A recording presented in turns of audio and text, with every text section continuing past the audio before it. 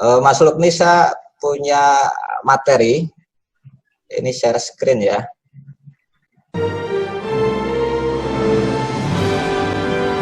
Saya mohon izin ingin memulai dengan apa yang medan yang saya kenal, karena saya mahasiswa ekonomi, jadi saya memulainya dari persoalan ekonomi. Kalau ini dihubungkan dengan tema kita sore ini, Mas Lukni bersiap jadi milenial normal. Kita memang perlu untuk bersiap ya, supaya nanti ketika perlombaan itu dimulai, akselerasi kita sebagai milenial itu cukup cukup cepat daripada generasi yang lain. Tapi pertanyaannya adalah kapan perlombaan itu dimulai, kan begitu? Kalau saya menganggapnya perlombaan ini akan dimulai ya ketika situasi nanti sudah normal. Artinya kita bisa melakukan lagi kebiasaan-kebiasaan kita yang lama, seperti misalnya berjabat tangan, berpelukan, kumpul-kumpul, dan seterusnya. Nah, itu kita akan sampai ke titik itu. Pertanyaan lagi adalah kapan gitu. Kalau kita mengikuti kajian-kajian epidemiologi itu, kemungkinannya ada dua, kemungkinan cepat atau lambat. Cepat itu bisa 6 bulan, kalau lambat itu bisa sampai 18 bulan. Yang jelas kita akan ke situ dan kita akan kembali ke kebiasaan lama kita. Tapi sebagai milenial kita punya tanggung jawab nih. Kita kalau cuman kembali aja kayaknya nggak cukup deh. Jadi rasanya kita perlu kembali dan perlu berefleksi gitu. Kebiasaan lama kita, apa yang perlu ditinggal, lalu apa yang perlu digagas, dan apa yang perlu untuk segera dimulai. Karena ketika kondisi normal itu datang besok, saya kira akan banyak sekali perubahan-perubahan sosial, terutama yang akan saya bahas kali ini ya, tentang kemiskinan. Akan banyak sekali, sekarang sudah mulai terjadi PHK, sudah mulai banyak orang yang menganggur, dan pada gilirannya nanti banyak sekali orang yang miskin. Baik, saya mulai dari pernyataan otoritas dulu ya. Ini kata Ibu Sri Mulyani seminggu yang lalu, kemungkinan pertumbuhan ekonomi akan lebih rendah dari 2,3%, kata Ibu Sri Mulyani, 3 Juni 2020. Saya kira Ibu Sri Mulyani termasuk orang yang paling pusing dan gelisah nih hari ini, karena ekonomi itu sedang terancam krisis gitu ya. Dan kalau boleh di-ranking, Bu Sri Mulyani itu mungkin ranking 2 itu paling gelisah. Ranking pertamanya ya Pak Joko Widodo karena beliau presiden. Ranking 2 Ibu Sri Mulyani, ranking 3 semoga bukan kita ya. Kenapa Ibu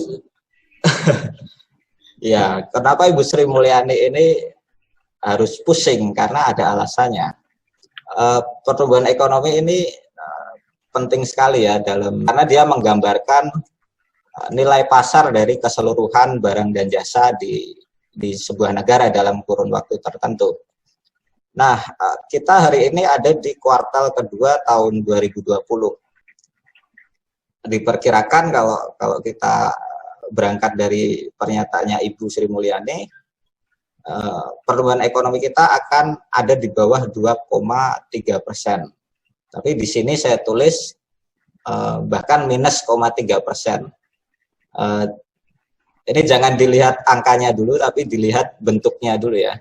Jadi ekonom kita hari ini emang sering memakai penjelasan tentang kurva-kurva untuk menggampangkan gitu. Karena sederhana, kurvanya kayak bentuk V gitu aja.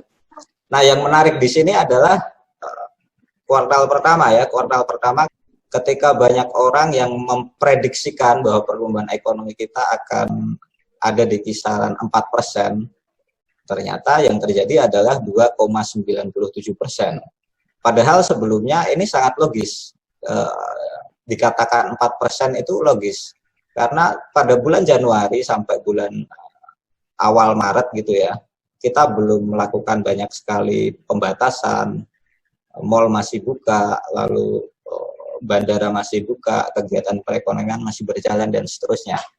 Tapi ternyata kenyataannya 2,97%. Jadi ini di luar dugaan banyak orang. Nah, ini kuartal kedua bisa jadi minus minus lebih kecil dari 0 dan bisa jadi lebih kecil dari 3,5. Ini ya bukan berarti ini pesimis ya, tapi ini bisa terjadi kalau tidak ada kolaborasi antara kita dan pemerintah. Karena kalau kita ingat beberapa bulan lalu ada banyak sekali orang yang memprediksikan, termasuk Pak Jokowi saya kira, bahwa ketika dia ditanya kapan corona ini kira-kira akan berakhir, Pak Jokowi kasih dua jawaban. Kalau nggak akhir tahun ya akhir Juni, artinya akhir bulan ini. Nah, yang jelas ini adalah kurva V ini kurva paling rasional, dan kalau dalam ekonomi itu rasional namanya sedikit rugi banyak untung, dan kita harus menderitanya kecil ini, menderitanya hanya di kuartal kedua, seterusnya kita bisa pelan-pelan kembali lagi ekonomi kita tumbuh. Nah, kalau ini terjadi, sebelum ini terjadi kita perlu menahan diri kayaknya. Jadi teman-teman saya kira jangan bosan-bosan untuk mendengar anjuran-anjuran agung tentang cuci tangan, menjaga jarak, dan seterusnya. Karena kalau saya boleh mengatakan, awal-awal bulan ini adalah bulan penentuan. Seharusnya kita bisa ya untuk menahan diri. Karena kalau itu tidak terjadi, artinya ketika akhir bulan Juni nanti kurva pandemi masih naik, yang terjadi mungkin adalah dalam kurva ekonomi, kurva U namanya, yaitu ketika pada kuartal kedua kita minus, dan kita minus agak lama, jadi menderitanya agak lama tuh, untuk kemudian nanti kita pelan-pelan bangkit. Dan kalaupun itu tidak terjadi, na'udzubillah min dzalik, nanti yang terjadi adalah kurva L. Kurva L ini hari ini kita minus, seterusnya kita minus, sampai kemudian negara kita bangkrut, kita masih minus. Nah, ini nggak ada yang berharap negara kita bangkrut ya. Betapapun ada kekurangan dan ada kelebihan, kita masih mencintai Indonesia. Jadi kira-kira begini, kurva V ini semoga bisa terjadi ya. Nah, tentang pertumbuhan ekonomi, ketika pertumbuhan ekonomi menurun itu konsekuensinya ada. Jadi ini kayak kalau di diskursus sosial namanya efek domino. Kalau di diskursus matematika namanya regresi linear. Jadi ketika satu variabel unsurnya sudah terpenuhi, maka yang terjadi konsekuensinya adalah variabel berikutnya. Variabel A menyebabkan variabel B. Nah, dalam diskusi kita, pertumbuhan ekonomi yang turun akan menyebabkan banyak terjadi PHK dan banyak pengangguran baru. Ketika pengangguran meningkat, penduduk miskin jumlahnya semakin banyak.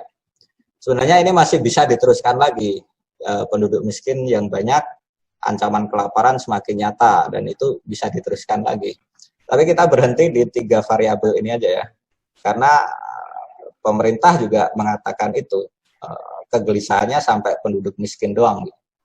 Kita lihat misalnya di tabel warna kuning itu, sebelum COVID, pertumbuhan ekonomi kita diproyeksikan 5,3%.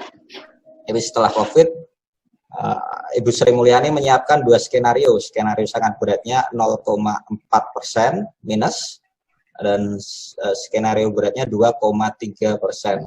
Artinya apa? Artinya ini pemerintah seperti menelan ludah sendiri ya, karena kalau kita ingat pada bulan Januari dan Februari itu menteri-menteri kita seperti menggampangkan, mulai dari Pak Budi, Pak Terawan, dan seterusnya.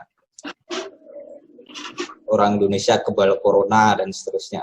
Nah, ini seperti menjilat ludah sendiri karena Ibu Sri Mulyani tidak memasang skenario ringan. Kalau corona ini masalah ringan, yang dipasang skenario ringan dong. Nah, ini Ibu Sri Mulyani tidak menyiapkan skenario ringan. Yang ada sangat berat dan skenario berat. Nah, potensi dampak sosial dari itu, kemiskinan bertambah, pengangguran bertambah. 1,89 juta orang. Nah, pengangguran juga begitu. Skenario sangat berat, 5,23 juta orang. Skenario beratnya 2,92 juta orang. Jadi coba bayangkan, sebelum COVID ini aja kemiskinan dan pengangguran merupakan masalah serius gitu. Nah, setelah ini mungkin bisa lebih serius lagi, nanti kita lihat ya. Ini mungkin sedikit ya angka yang jarang sekali disampaikan oleh media termasuk oleh pemerintah. Jadi ketika pemerintah membahas tentang penduduk miskin, maka yang mereka bahas adalah penduduk miskin yang ini nih, yang grafik warna abu-abu nih.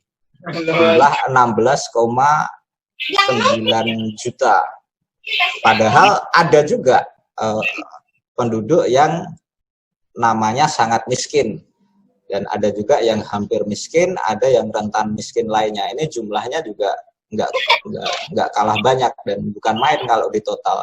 Pada tahun 2019 totalnya 91,9 juta orang. Jadi ketika Ibu Sri Mulyani mengatakan penduduk miskin akan bertambah, kita bisa bayangkan berapa jumlah penduduk rentan miskin lainnya yang bertambah.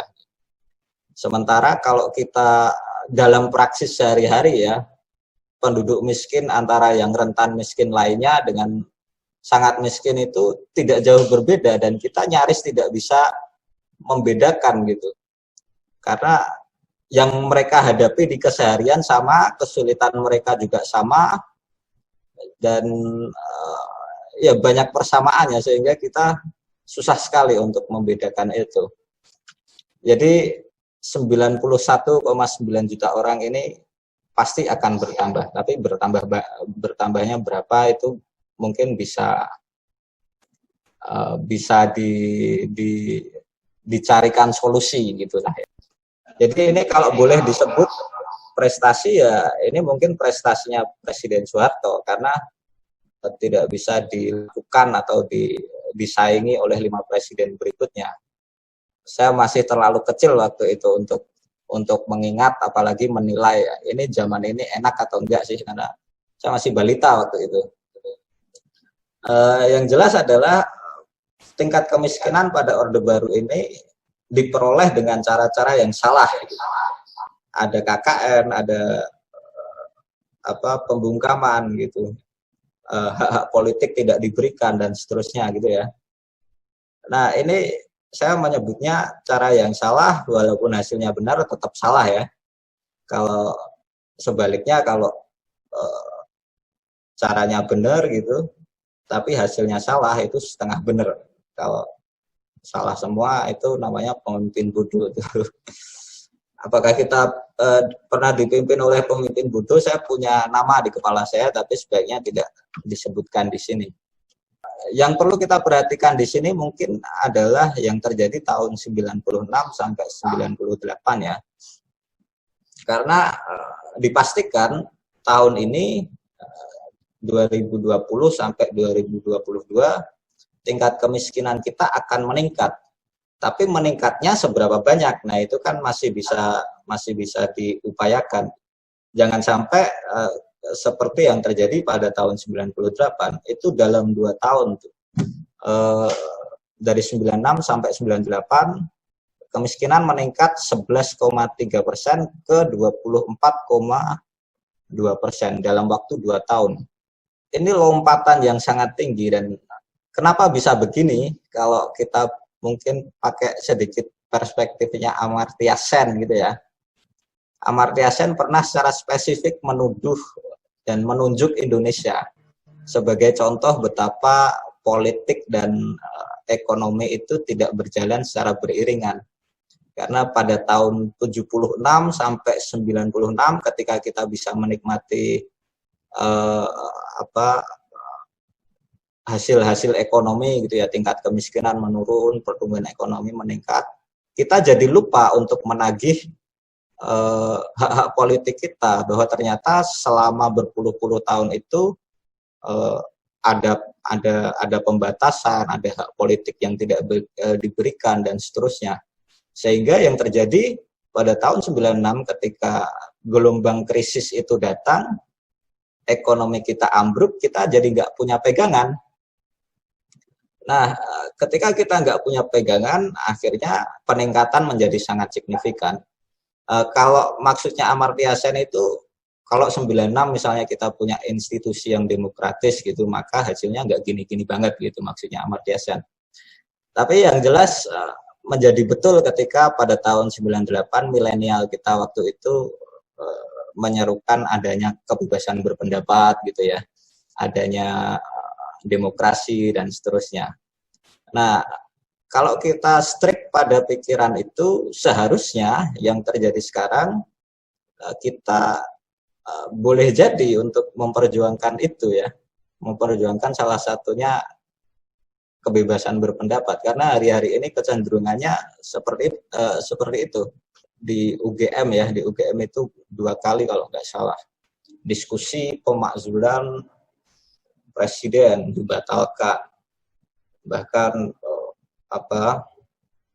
panitianya diancam untuk dibunuh.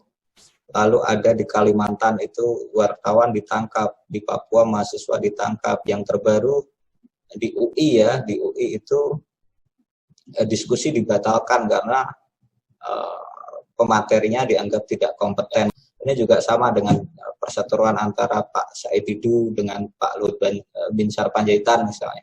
Jadi itu hal-hal yang sama. Nah, mungkin sebagai asumsi sementara, sebagai milenial gitu ya, ini mungkin salah satu hal yang bisa kita perjuangkan. Sekarang kita sedikit melihat ya kebijakan pemerintah ini kayak apa. Jadi sejak diumumkan tanggal 2 Maret ya, tanggal 2 Maret itu pemerintah sudah mengeluarkan berbagai macam stimulus ya, dan stimulus itu dibagi dalam 2 tujuan utama, yaitu penanganan COVID-19 dan mitigasi dampak ekonomi. Stimulus itu stimulus moneter, lalu ada stimulus fiskal. Jadi sebenarnya agak lucu juga kalau dipikir. Jadi sejak COVID ini seolah-olah persoalan kesehatan itu dan persoalan ekonomi jadi persoalan yang terpisah. Padahal sebelum itu ekonomi ya kesehatan juga, kesehatan ya ekonomi juga. Tapi nggak apa-apa, kita ikuti apa yang terjadi. Nah, pertanyaan di sini adalah dari sekian stimulus yang ada, di mana stimulus yang diberikan untuk rakyat miskin? Lagi-lagi rakyat miskin ya, karena mereka yang terhantam paling keras dan biasanya kalau sudah terhantam itu nggak bisa bersuara gitu ya. Nah, kita mengenalnya dengan istilah social safety net atau jaring pengaman sosial. Jaring pengaman sosial ini juga ada banyak sekali poin. Ada di sini ada beberapa poin. Ini mungkin tidak semua ya, tapi ya beberapa. Dan saya mungkin ingin mengatakan ya bahwa dari semua poin ini pemerintah mengeluarkan niat baik bagi rakyat miskin, dan niat baik itu ternyata juga membawa masalahnya sendiri-sendiri. Karena dari mulai bansos misalnya, bansos itu ternyata di lapangan banyak sekali terjadi masalah data, lalu penerima ganda dan seterusnya. Lalu jumlah penerima program keluarga harapan itu juga naiknya nanggung sekali gitu. Dari 9,2 juta menjadi 10 juta. Itu kalau menurut saya nanggung banget. Selain bansos ada pembebasan listrik April Juni, dan ternyata pembebasan listrik itu tidak seperti apa yang tertulis, karena kalau ngikutin media-media itu banyak sekali listrik yang diam-diam dinaikin gitu-gitu. Ada anggaran kartu prakerja. Wah, ini anggaran kartu prakerja. Ya, kita dari kejauhan aja udah bisa mencium ya bahwa dalam program ini ada unsur-unsur KKN yang sangat kental. Lalu ada tambahan insentif perumahan masyarakat dan seterusnya. Jadi ini adalah beberapa kebijakan yang diarahkan kepada rakyat miskin yang sangat disayangkan. Masih banyak masalah di situ ya. sekarang biar singkat aja ya, apa yang telah sepintas kita lihat. Jadi virus corona ini belum berakhir dan perang belum berakhir ya, selama obatnya belum ditemukan. Karena selalu begitu, ketika sebuah penyakit ditetapkan statusnya sebagai pandemi oleh Badan Kesehatan Dunia, itu akhir ceritanya pasti soal penemuan sejumput vaksin. Nah, itu sampai hari ini belum ada kecenderungan mengarah ke sana. Lalu pemerintah telah mengeluarkan stimulus yang cukup besar dan itu perlu kita apresiasi, meski keberpihakannya pada rakyat miskin belum direncanakan secara lugas ya. Dan tantangan pemerintah ada di detail perencanaan karena kita masih melihat di lapangan gitu ya. Bansos masih acak-acakan, lalu mungkin ada celah korupsi juga di situ karena kalau berkaca pada pengalaman masa lalu gitu ya, banyak sekali tuh. Selalu ada orang yang memanfaatkan kesempitan dalam kesempatan dalam kesempitan gitu ya. Itu pasti selalu ada. Nah, kita juga bertanggung jawab untuk tidak memperburuk keadaan dan harus ikut peduli sesuai kemampuan karena sekali lagi COVID ini belum selesai dan kita perlu, kalau pinjam istilahnya Mas Kozin, perlu turun tangan untuk sesuai dengan kemampuan kita ya, karena kalau saya secara pribadi sudah selama 3 bulan terakhir saya udah nggak kemana-mana dan hanya itu yang bisa saya lakukan sebagai milenial hari ini ya. Dan saya sudah tidak bersalaman dengan siapapun, tidak berkumpul dengan siapapun, dan awalnya itu seperti aneh aja ya, tapi ternyata setelah saya tahu ternyata itu dilakukan oleh hampir 60% penduduk warga DKI Jakarta. Jadi saya merasa tidak sendirian. Saya kira itu aja ya. Ke depan itu akan banyak sekali perubahan dan biasanya dalam setiap perubahan itu milenial selalu punya saham yang besar di situ. Nah, kita harus menentukan nih besok kita mau ngapain gitu kan. Saya kira itu Mas Lukni dari saya. Assalamualaikum warahmatullahi wabarakatuh. Waalaikumsalam warahmatullahi wabarakatuh. Terima kasih kepada Mas Ananta Damarjati dari bidang riset dan kajian Barisan Nusantara ketika bicara soal perekonomian, apalagi soal pengangguran, kemiskinan. Saya sebagai seorang pemuda itu merasa kayak terbrainstorming gitu. Miskin, pengangguran, darah mumet tambah ngeluh ini. Ini ada pertanyaan dari Mbak Rahmawati ini di chat itu terkait program prakerja yang lebih cenderung kepada usia-usia produktif. Sehingga terasa bias ini terkait program prakerja yang seharusnya berdampak baik bagi usia produktif, namun juga kadang usia produktif itu hanya sebuah pelatihan. Mungkin Ananta ini pasnya nih. Ya. Ananta nih yang ahli ekonomi. Ayo Ananta Damarjati. Kalau ahli belum Mas Kozin, tapi saya terus belajar gitu ya. Iya, kita menikmati tadi presentasimu itu. Menarik sekali. Ya, tapi yang jelas ini seperti yang sudah saya tadi katakan ya. Jadi prakerja itu kayaknya kalau menurut saya sudah salah sejak ide. Karena ya dari jauh gitu aromanya sudah tercium bahwa ini ada praktik-praktik kolusi, praktik nepotisme dan seterusnya. Nah, yang mungkin perlu kita perjuangkan kali ini, karena tadi saya katakan ekonomi dan politik itu harusnya saling berdampingan ya. Hari ini ada kecenderungan kebebasan berpendapat itu dibatasi gitu, padahal salah satu cara untuk mengontrol pemerintah itu ya fungsinya ya ada di milenial juga sebenarnya. Dan itu kalau kasus UGM tadi ya, kasus UGM bahkan panitianya diancam dibunuh segala macam. Nah, saya kira yang hari ini harus harus ditekankan adalah ya lagi-lagi kebebasan gitu, kebebasan berpendapat maksudnya di sini. Ini saya tertarik untuk menjawab pertanyaan Mas Beta ya. Di sini Mas Beta bertanya UMKM dan 4.0 revolusi industri ya ini ya. Ini mungkin ada hubungannya dengan digitalisasi gitu ya Mas Beta. Bagaimana UMKM bisa perform hari ini, karena salah satu syarat untuk perform itu ya merambah dunia digital. Tapi problemnya adalah saya kira begini.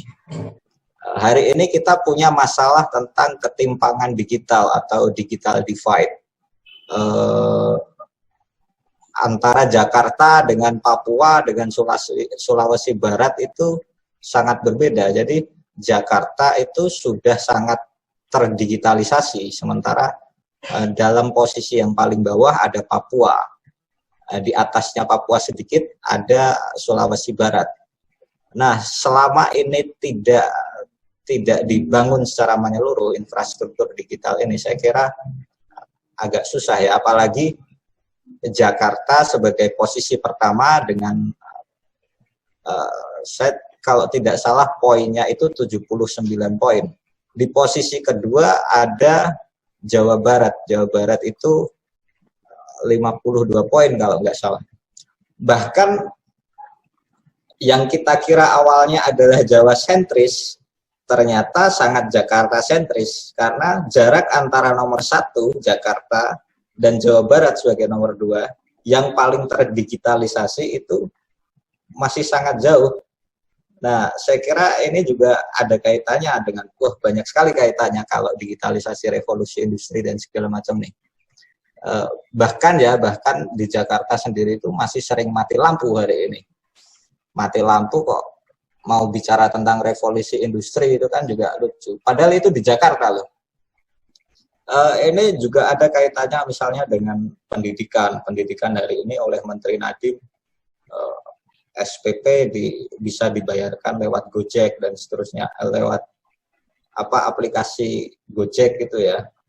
Jadi ya memang ada keharusan bahwa pendidikan kita memaksimalkan peran-peran digital, tapi kalau digitalisasi ini tidak diratakan dulu, maka akan jadi seperti apa nanti? Orang-orang Jakarta mungkin bisa bicara tentang digital, tapi orang-orang Papua akan semakin tertinggal gitu maksud saya.